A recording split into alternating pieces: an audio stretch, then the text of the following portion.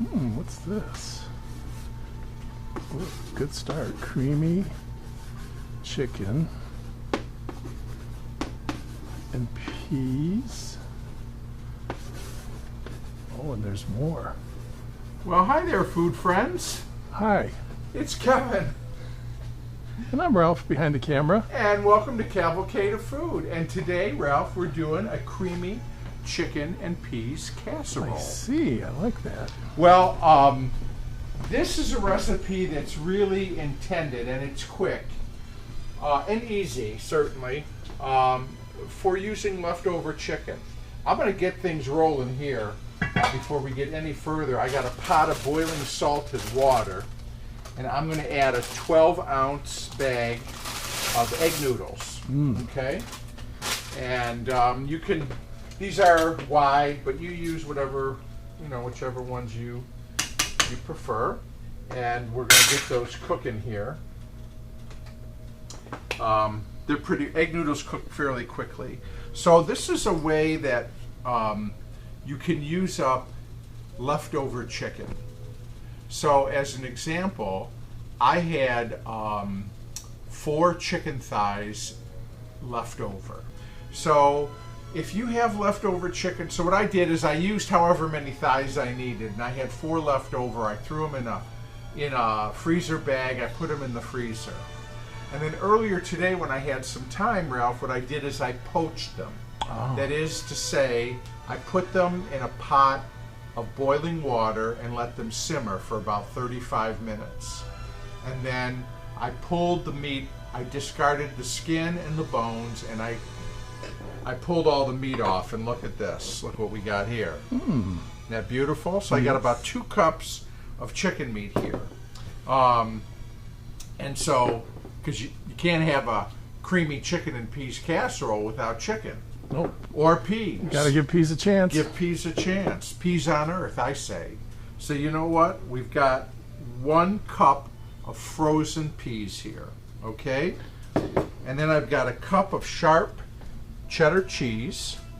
We're going to season with a little poultry seasoning and a little black pepper. And then this is our creamy. Now, I said this was fast and convenient. I've got 2 cans here of cream of celery soup. You could use any of the cream soup. Cream of asparagus is good, cream of mushroom, of course, cream of onion. Any of those would work beautifully here. I like cream of celery. It's got a nice, delicate, but sort of flavorful. It does. And so, but either if you like some of the other flavors more, go ahead and use those. Now, some people tell me, Ralph, when we do these recipes with cream soup, they say, Kevin, that is so tacky to use cream soup. Do they? That is gauche. Well, you know what? It's a step saver that our moms used. Cooking with soup is about as old a tradition as canned soup itself. As a matter of fact, when canned soup first came on the market, it was a complete revolution. And of course, the soup companies, provided ways to use the soup other than just soup, and ways that you could combine different flavors to make new flavors of soup, and how to cook using soup instead of a sauce. But if you are anti-canned soup, then you know what? You could just make about 3.5 cups of a white sauce, a bechamel sauce, a medium consistency. So that's just butter, flour, and milk, okay? But that's up to you. I don't have a problem using canned soup. My mom made a lot of stuff using soup, and so I use soup when I want to do something fast and quick. So what we're going to do, Ralph, is, I'm boiling over here. As soon as our noodles are done, let me turn this down, and we get them drained, we'll get everything together real quick. Are you making fluffernutter over there? All right, Ralph, I have drained our noodles, and we're going to add those. But first, we're going to get all the other stuff in the big mixing bowl here. So we're going to put in our 2 cans of cream of celery soup. And then I've got the 1 cup of frozen peas. You had asked earlier, Ralph, could you use canned peas? And you absolutely could. Okay. Okay. But frozen is what I had. Then we've got a cup of shredded cheddar. You could use almost any cheese that you want. French it up and use some Gruyere. Yes, you could. That would French it up. We're going to put in our chicken meat here, which are all thighs. This would work obviously with any chicken that you had left over. You could even use, if you wanted to make this and didn't have any extra chicken lying around, cooked or uncooked, you could get a rotisserie chicken. Oh yeah. You know, from the market, and put that, and just pull the stuff off of that. I'm going to put in about 1/4 teaspoon of poultry seasoning. Just to jack it up a bit. Yeah, I just like that taste. And then we're going to put in maybe 1/2 teaspoon or so of Black pepper. black pepper. Yep. That's good with chicken. I'm going to stir this around first and get everything sort of combined, and then I'm going to add the noodles to it. And then we will transfer it into, I've got a casserole here that I've sprayed with nonstick cooking spray. And we'll put that in there. We're going to bake this covered at 350 degrees for 25 minutes. And then we're going to take it out and we're going to uncover it. We're going to make a little crunchy topping, and we're going to put that on the top, and then we're going to bake it an additional 15 minutes. Okay. Okay? So, now I knew this was going to happen. So, I need to get a really big bowl. So, I'll tell you what, Ralph. We'll come back when I've got because I'm gonna try to do this very carefully. But I have a big salad bowl. I actually should have used that. But it could take a while. He doesn't want to be embarrassed and have people see him spilling it. So we'll be right back. Yes, thank you. So guess what, friends? What's that? Didn't spill a noodle. No. No. I saw one frozen pea pop out. Yes, I did. We had a pea go over the edge, but no noodles. And you put pepper, but you usually put salt and pepper, but you didn't this time. I didn't, and here's why. There's plenty of salt in that soup.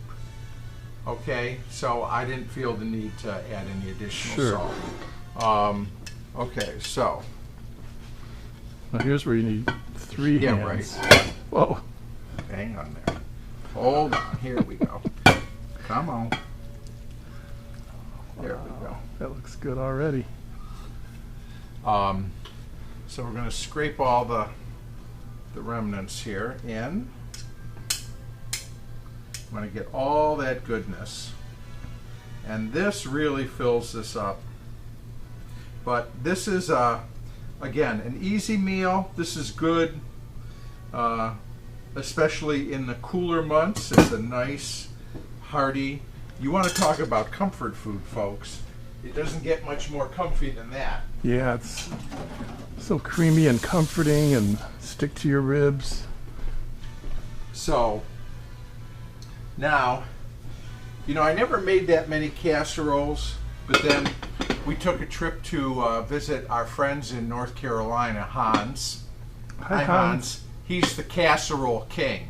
Yes. And gave me a whole new appreciation for casseroles. I know after that trip I wanted to open up a little restaurant and call it Mama Casseroles, where they only serve varieties of casseroles. Yum, yum. That'd be a great idea, actually. I know. Okay, 350, 25 minutes covered, and then we'll uncover it. We'll make a fun little topping to put on top of it. And yes, I've made that joke before. So our buzzer went off, Ralph. It's been 25 minutes. We're going to take our casserole here out. Yes, sir. Now, what we're going to do, take the lid off this one. I've got like, about 15 crackers here. These are the, like a Ritz cracker. Looks like they're easy to crumble. They are. And I find that putting them in a little bag here, and I just take out my frustrations. Right? Yep. Anyways, so we just crush them up, and then I've got a couple tablespoons of butter that I melted in that dish.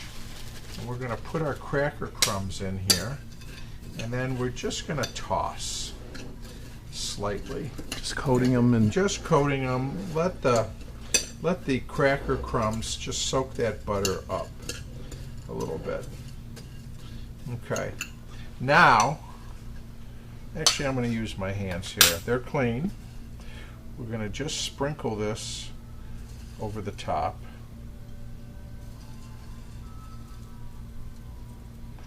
And then we're going to put our casserole back in the oven for another 15 minutes uncovered. so that'll give it a nice crunchy texture. Little crunch on the top, yeah. A little extra texture. Okay, so back in 15 minutes, and then we'll come on back and give it a taste. Sounds good. The timer has gone off. It's been another 15 minutes. You ready for the big reveal? So, yeah, here we go. Mmm. Look at our cracker crumb topping. Came out so very nice. Now, you know, you'd want this to just sort of hang out and rest, maybe about 5 or 10 minutes. Although it's pretty set. I only say that because it's going to be really hot. Okay, but that hasn't stopped us before, has it, Ralph? Nope. So we're going to dig in here. Wow. Here, look at that. So you've got, you know, sort of the creamy. You got the crunchy, crispy top. I always love the edge because it's got a little crisp. Pieces of chicken, and the peas.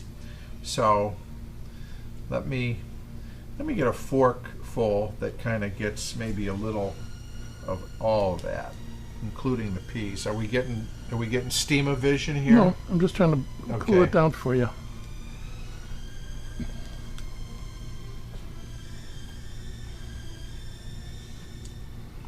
Well, I feel loved. You feel comforted. I do. Is it like a big, creamy chicken and peas casserole hug? It is. And you know what? It's hot. Hello, 1972.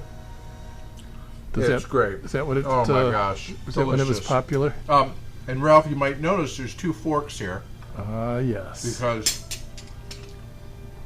I kind of had a hunch that maybe the cameraman might have wanted to. Okay, I'll try it. You want to give it a try?